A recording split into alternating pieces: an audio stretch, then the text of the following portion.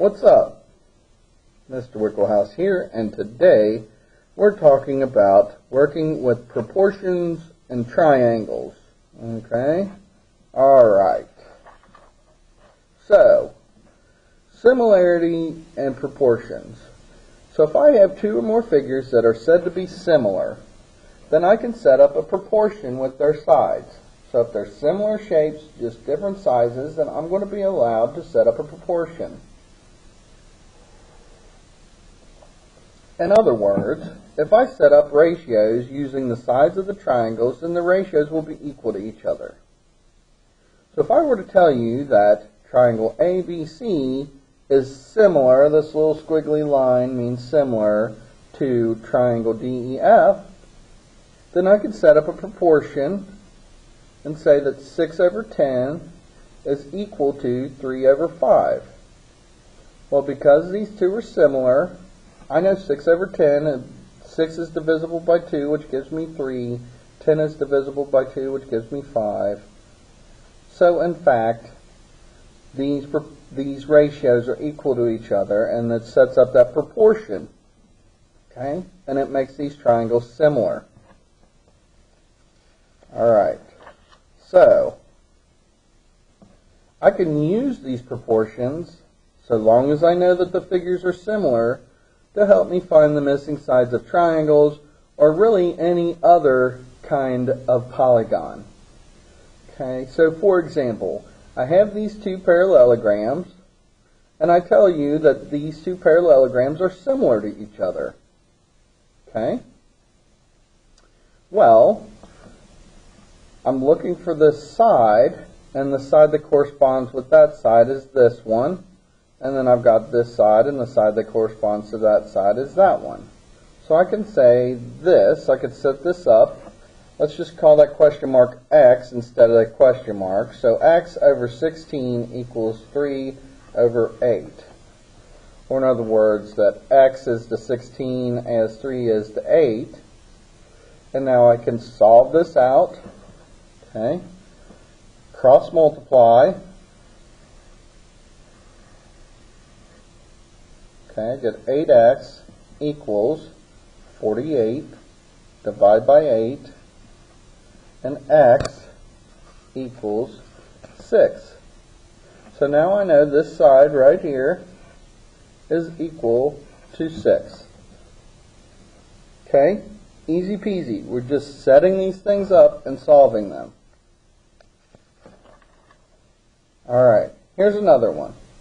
This one's a little bit more complicated. But I know that triangle PQR is similar to triangle PGH. So, I can say that 2x plus 4 over 40 is equal to 18 over 24. Okay. Multiply by 40, cross multiply here. Let's do the cross multiplication. That gives me 18 times 40. And that's equal to 24 times 2x plus 4. Okay. 24 times 2x, distribute this. That gives me 48x. 24 times 4, that's 80, that's plus 96, equals 18 times 40. Do that little calculation off here to the side.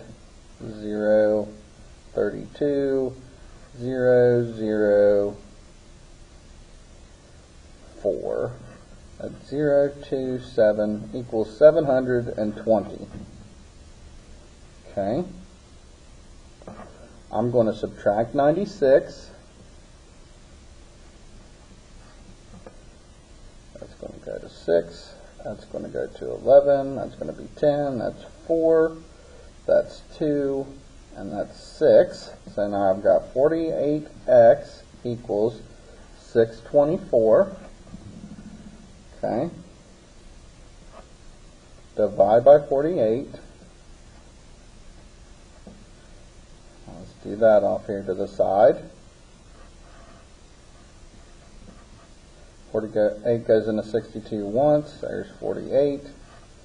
Subtract.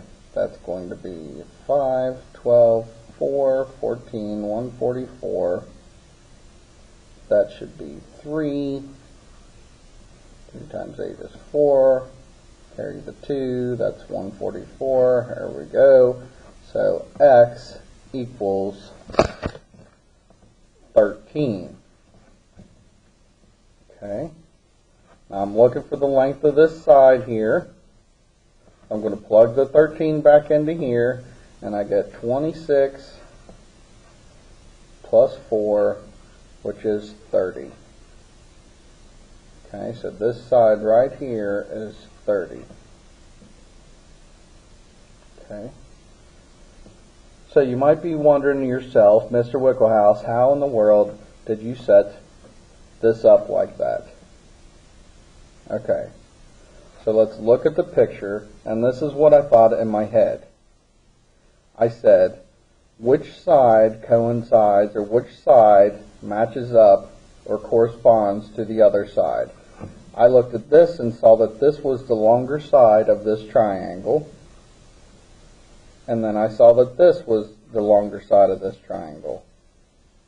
So I put those across from each other in my proportion, which means the shorter side were across from each other and the top part of my ratios, and set up my proportion. Another way to think about it is that PQ corresponds to PG. QR corresponds to GH, and PR corresponds to PH, which allows me to set up my ratios as well. Okay, it's going to take some time to work through this and think through this and match them up. Okay, if you need help with that, then you come and see me and I'll help you out. Okay. Here's another little theorem that we need to think about. It's called the triangle proportionality theorem. And this theorem states that if a line parallel to one side of a triangle intersects the other two sides, then it divides those sides proportionally. So here, it tells me that EB is parallel to DC. And it wants me to find, not fine, find BC. In essence, this triangle here is similar to the bigger triangle. Okay?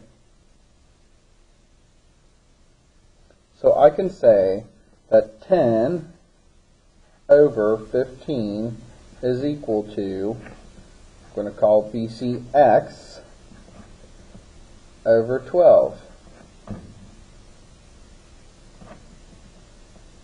This is 120 divided by 15 equals X. That's going to be, let's see, 15 goes into 120 how many times? I'm going to be lazy on this one. 120 divided by 15 in my calculator, and I get X is equal to 8. Okay. So this piece over this piece is equal to this piece over this piece. Okay? Alright. Other proportions from the triangle proportionality theorem. So I have DB is parallel to FE. Well, I can say that BE forms a ratio with EC, and it's equal to DF over FC. That's what we just did. I could also say that this piece right here, EC, makes a ratio with the whole side CB, and that's going to be equal to CF over the whole side DC. Okay. I could also talk about how the proportions of these lines, okay, so I could say that DB over FE is equal to BC over EC. So big over small equals big over small. So that's just some more that you could come up with. There's a whole bunch of different things that we could do. Alright? Alright. Here's another little theorem called the angle bisector theorem. Okay? An angle bisector of an angle of a triangle divides the opposite side in two segments that are proportional to the other two sides of the triangle. And you're like, say, what, Mr. Wicklehouse? That's crazy. Alright, so in this figure, DA is the angle bisector of CAB. So because of that, I could say that the relationship between BD over DC is equal to AB over AC. So this part of the bottom over top of the other part of the bottom is equal to this side over this side. Okay? Let's do an example. Okay. Find the missing value. So I'm looking for this. I'm going to call it X. Okay. So, how do I get this piece right here? Well, if this is X, then that means that this is 3 minus X. Okay, because 3 minus X, whatever that is going to give me this little piece. Now that I have this part of the bottom and this part of that and this side, because this is an angle bisector, because these lines are telling me that these two angles are congruent, then now I could set up my proportion and say that this over top of this is equal to 2 over 4. Cross multiply, I get 2x equals 4 times 3 is 12, 4 times negative x is negative 4x. Multiply, or sorry, not multiply, add 4x to both sides, and I get 6x equals 12. Divide by 6, and I get x equals 2. So now I found that this guy right here is equal to 2, which means that if I wanted to find this side, then I could say that that was equal to 1. Okay? Alright. Last thing, and then this video will be done. So we can prove similarity using proportions. I'm going to go more into this in the next video, but I wanted to talk about this for a minute right now because this was a good segue into the next video.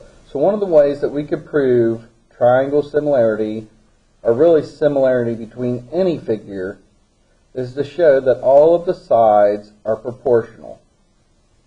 So for triangles, we call this side similarity, and we can abbreviate it as SSS. Okay? So here is an example of a triangle similarity proof. So they gave us this information here, AB over 4, AB equals 4, AC equals 2, CB equals 6, DE equals 2, DF equals 1, and FE equals 3. So what I do, and if you want to, you can do this off to the side. So, got this triangle, and I got 4 over 2. And I'm asking, is that equal to... Sorry. Yeah, that's right. Is that equal to 2 over 1? And is that equal to 6 over 3? Well, 4 over 2 is 2, 2 over 1 is 2, 6 over 3 is 2. So yes, these proportions are all equal to each other. Okay? So then I could say that AB over DE is equal to AC over DF is equal to CB over FE. Okay? And if you're wondering how those triangles line up, and I've got A, B, C,